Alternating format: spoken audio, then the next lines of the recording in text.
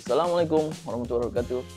Ketemu lagi kita pada hari ini kan. Kita nak buat satu video tutorial cara nak pasang exhaust fan. Pernah dengar exhaust fan tak?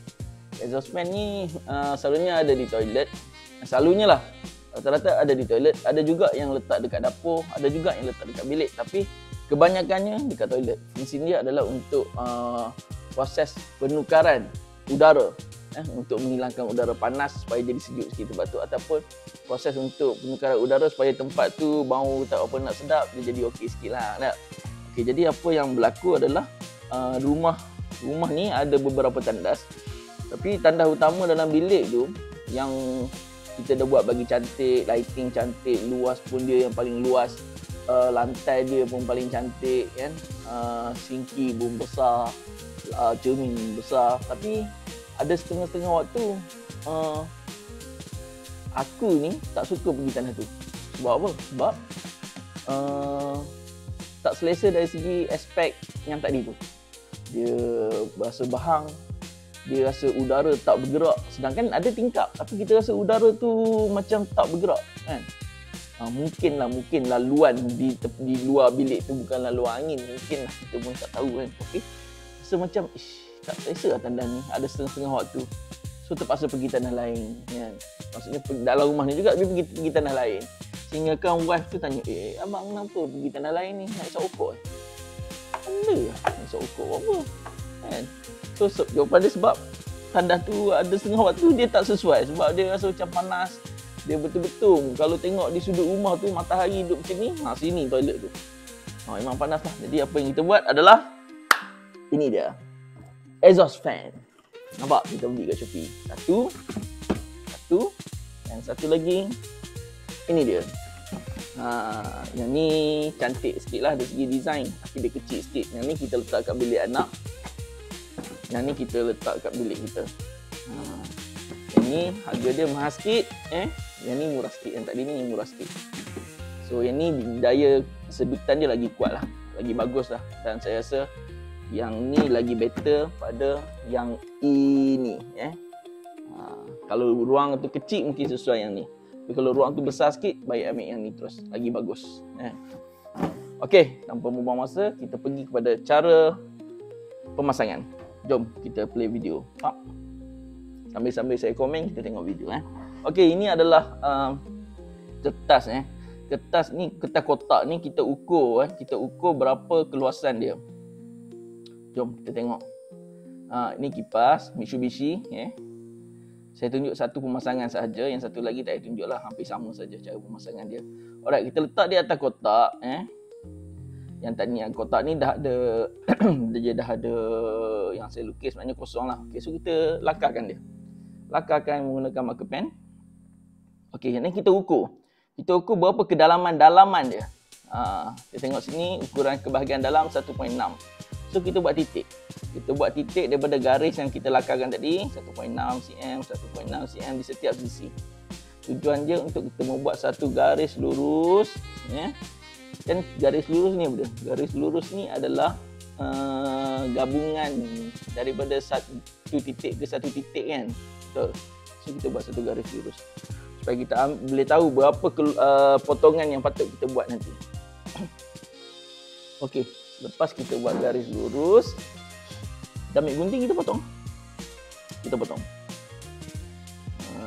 So potong macam biasa, nak potong ikutlah nak potong macam mana pun, yang penting ikut garisan. Potong. Dan apa yang kita potong ni bila dah siap, inilah yang akan kita guna untuk potong shilling nanti. Alright, seterusnya kita ukur. Ini kena ukur betul-betul yang ni jarak di antara bahagian yang kita nak potong. Kita takut nanti kalau kita salah ukur, dia akan potong di di ada besi tu kan. Alright, so seterusnya kita dah tanda. Kita pun buat petak. Kita ambil marker, kita buat petak. Kita nak potong shilling. Kita nak potong shilling menggunakan gergaji lah. Gergaji yang biasa, yang standard je lah. Bukan yang mesin pun. Nak potong shilling ni mudah je. Dia tak perlu tenaga yang kuat. So gergaji tu gergaji biasa saja. Gergaji potong besi tu. So di setiap bucu 4 tu kita tebuk lubang supaya kita nak masuk mata gergaji tu nanti. Maksudnya kita potong. Jangan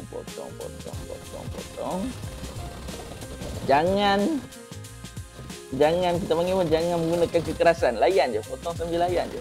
Layan macam tu je. So dah potong, dia punya tempat kita potong tu simpan atas shilling. Supaya nanti kalau kita nak guna lagi, kita boleh nak cover, kita nak tutup. Terusnya kita tengok wiring mana kita nak ambil. Kita ambil bersebelahan dengan dia ada lampu. Kita buka lampu tu, and then kita try masuk kabel dia. Kita tengok kabel dia sampai. Kita pastikan masuk elok. Dan kita tanda di setiap bucu tempat yang kita nak screw. Kita tanda dengan marker pen lah.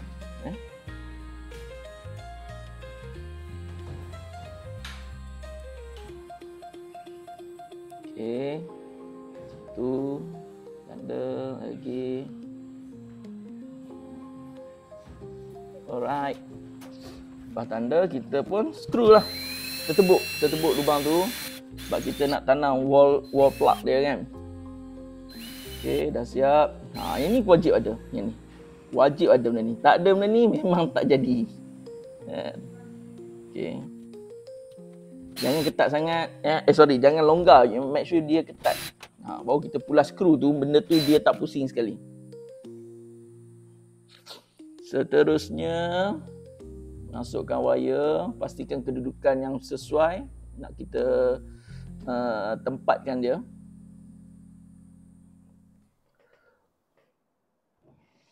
Okey.